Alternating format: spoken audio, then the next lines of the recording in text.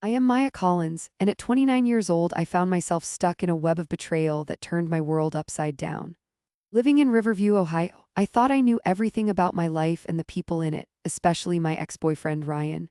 He had been in the Army, and while we had broken up several months prior as his deployment date neared, we somehow reconnected. It all seemed innocent at first: long phone conversations, emails filled with flirtation, and messages that brought back memories of when we were really happy together.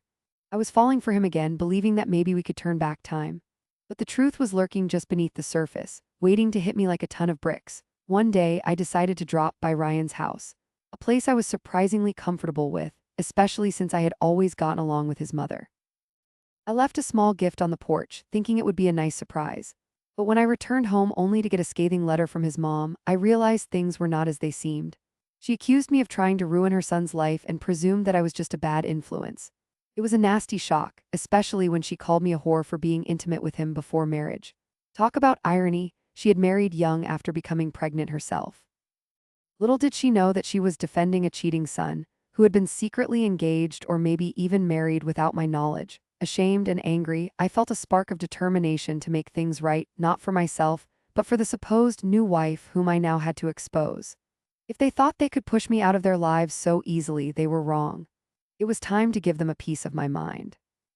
I gathered proof, collecting our old messages, emails, and even phone records that documented his questionable behavior while he was supposedly starting a new chapter with someone else.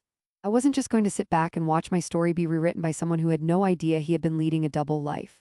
On a whim, I decided to drive past his house again. I was struck by the sight of the unfamiliar car still parked in the driveway, now decorated with "Just Married."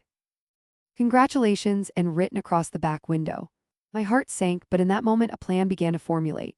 His new wife deserved to know the truth, and so did his mom. Ryan had concocted an entire story that left me as no more than a ghost of his past, but I was ready to step back into the light. I started drafting letters, long, heartfelt revelations bursting with all the truths I had to share. The first letter was meant for his new wife. I poured my heart into it, explaining everything he had done behind her back, including sharing the evidence of our conversations and lovey-dovey exchanges.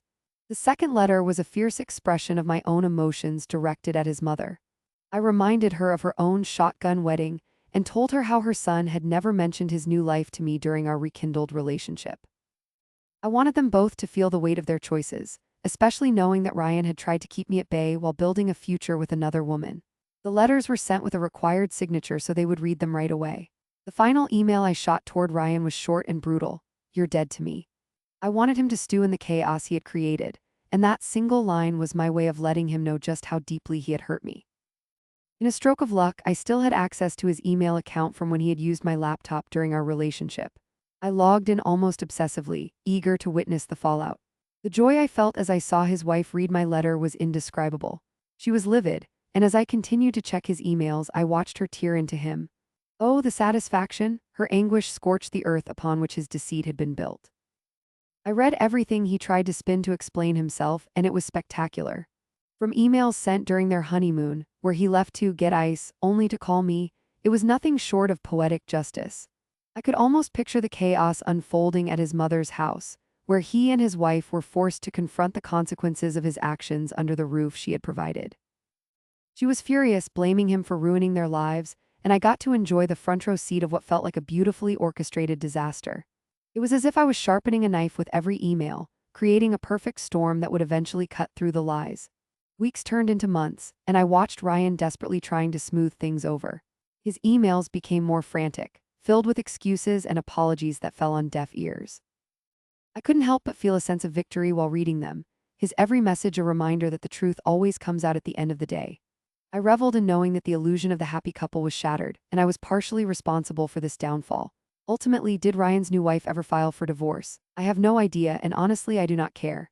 He took my love for granted, coaxing me back into his life with promises he would never keep. Yet the experience transformed me. I had gone from feeling like a fool caught up in a meaningless romance to feeling empowered by exposing his treachery. Now, I wake up each day feeling stronger and wiser.